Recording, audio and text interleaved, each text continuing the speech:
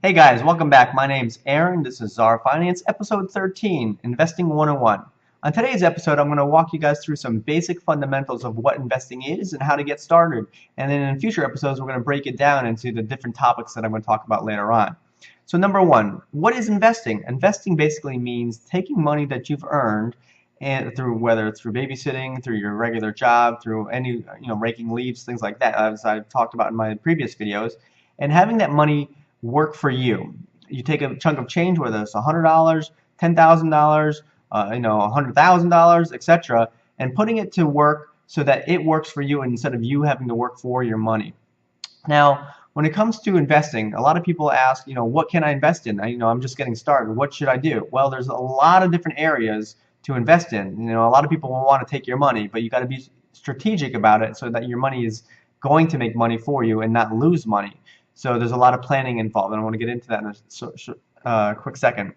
So here's some areas to get started with, some basic areas of investment. Number one, there's stocks, there's bonds, there's some mutual funds. You can do entrepreneurship, you can do small businesses. There's lots of different areas to invest in as far as, to make your money grow and invest, and compound on itself. And I'm going to explain that right now. So when it comes to that, when it comes to investing, investing is not gambling. A lot of people misconceive the area of investing with gambling. Well, I can go to the casino and make money also, right? I want to say yes and no. In some ways, you can take money and invest it in the casino, and by putting it on the table and spinning the roulette wheel or a roll of the dice. But the risk to reward ratio is so high that it's not worth doing so. Yes, some people make money on doing so, with poker, and it's very strategic and things like that. But again, for the layperson, the most common thing is they're going to spin it and they're going to lose the money that's on the table, and they're going to walk out with the money that they invested in, and it's just going to be, they're going to walk out with no money that they lost everything. So whereas when you invest in stocks, bonds, mutual funds, things like that, real estate, you have the opportunity to do research before you invest in that company. So say, for example, there's a shoe company that's out there, and you know that they have good quality products, they have good team management, they have great ways of distribution of that product. They're always innovating and they're on top of their game all the time with these innovative products. Well, this company, you feel that by investing in them, that they're going to be profitable and take your money and take that into investing into other great products that they can distribute to make money with, which will in turn make you money, is a great planning strategic way to make money and as a great investment for you. So when it comes time to take the money out, you can profit off that, as well as that company itself profits because of their high earnings and their sales of product. So I highly suggest, when it comes down to investment, you got to do your research. You got to plan. You got to find out what is the best way to make money. Is it going to be through real estate? Am I going to want to research mutual funds? Am I going to want to research certain types of stock that have a high percentage rate that I can capitalize on? These are the type of things, investments, that are really good things that you got to plan for, so that way you can retire young, and you can be a millionaire, etc. So let's see here. When it comes to investing, there's a great book that's out there. I have a book that's by Kathy, what's it called? It's called Investing 101 by Kathy Kristoff. Kathy Kristoff, yes. So Investing 101 by Kathy Kristoff. It's a great book. It's got a red border with some money on it, and I think a little tree on top of that book. It's a fantastic read. If she's watching this, thank you. It's a great book. It's going to explain to you many different types of investments and how to get started with that. And it's a great read. So again, it's Investing 101 by Kathy Kristoff. It's a great book. Now, when it comes to investing, for example, I'm going to break down it's called compound interest. A lot of people ask, what is compound interest? What does that mean? Well, compound interest basically states that if you put in a certain amount of money, the following year it's going to add money. You're going to add money to it, or interest rate is going to be applied to that. And then the following year it's going to take that same amount of money, and it's going to increase a little bit more. So now you have a little bit more money that's there, and then more, and then more, and more, and more, and more, and it compounds itself, and it keeps investing on its investments, investing on it, and that investments, and it keeps growing and growing and growing until you can basically live off the profits and don't even have to work anymore, and just start cashing, scraping up the top of it. Now here's an example. Say I have $10,000, and I'm going to just say you have an investment And the sneaker company at 6% interest rate per year, and it's going to stay that way for the next 5 years or something like that, and it's guaranteed 6%. Well, the first year you put $10,000 in. The second year, it's the first year at the end of the year, it's going to be $10,600. So you made $600 profit by doing nothing. You just gave him $10,000, and 6% of 10,000 is $600. The next year, it's going to say that $10,600, and it's going to add that and compound on itself. So instead of 10,600, the second year you're going to make $11,236 in interest, and then the following year, the third year, it's going to be $11,910.60 or so interest. So you can see it's starting to grow and compound.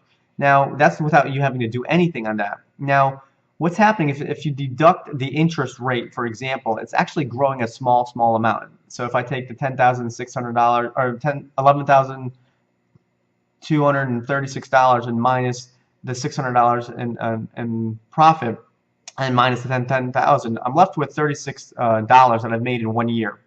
I know it doesn't sound like a lot, but that interest in $36 for the first year is very small. But the next year, that $36 turns into 72. And the year after that, in year 3, it will turn to 144. And the year after that, it'll turn into 288. And then after that, it'll be et cetera, et cetera, et cetera. It'll keep compounding on itself, and it'll be added to your base amount that you've invested in. And in turn, it'll make you very rich very quickly. And the only thing that's playing against you in this whole compound interest thing and investments is time.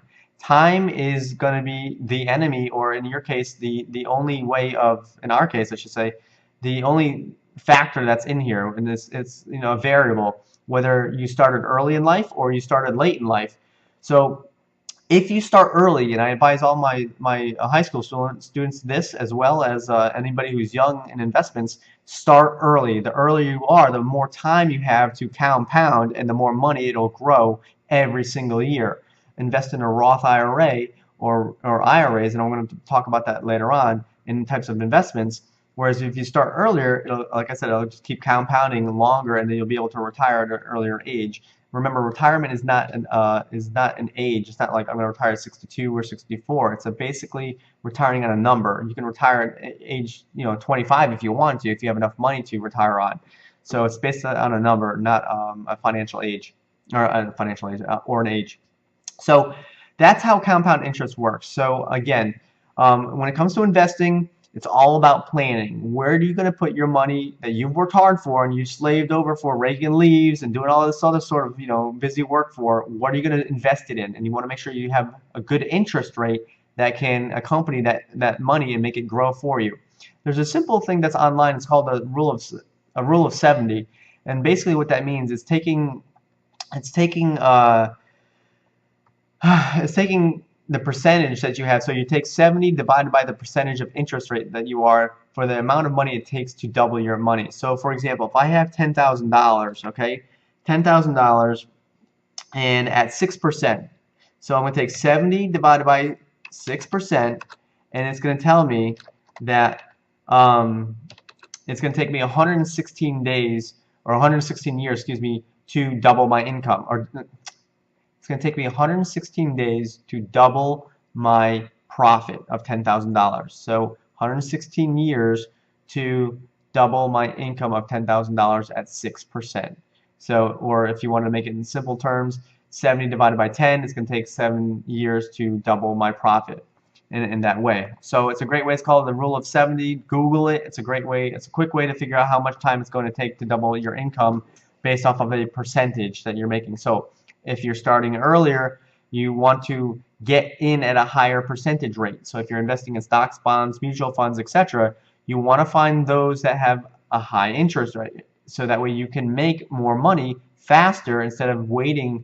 Say you do 3% versus 6%. It's going to be even longer. So if you did 6% of $10,000, it'll take you 116 years. But if you did it at say 3%, it's going to take you 23 years to get there. Excuse me. So 76. It'll be, excuse me, in 6. Yeah, it'll take you 11 years at 6% versus 3%, which will be 23 years. in time. So it actually expends your time as far as letting things go out. So anyway, I'm going to keep it short.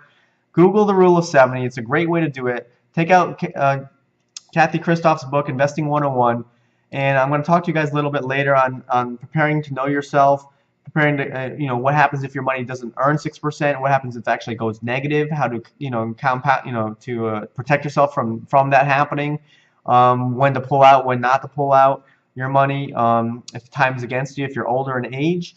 What strategic moves can you play there? Say you're investing at 50 or 60 years old. You don't have much time to invest. You don't have a lot of risk to reward ratio left on your side before you have to, pass it on or etc. or use it up. So my advice to you is to plan ahead, start early, and invest sooner than later. And my name is Aaron. This is Czar Finance, episode 13, Investing 101. Thank you for joining me. And next week I'm going to talk to you guys about knowing yourself and learning to figure out what you want to do with your investments, and we're going to break that all down and get down to the nitty-gritty in a couple episodes from there forward, and it's going to be exciting, so get ready. Here we go.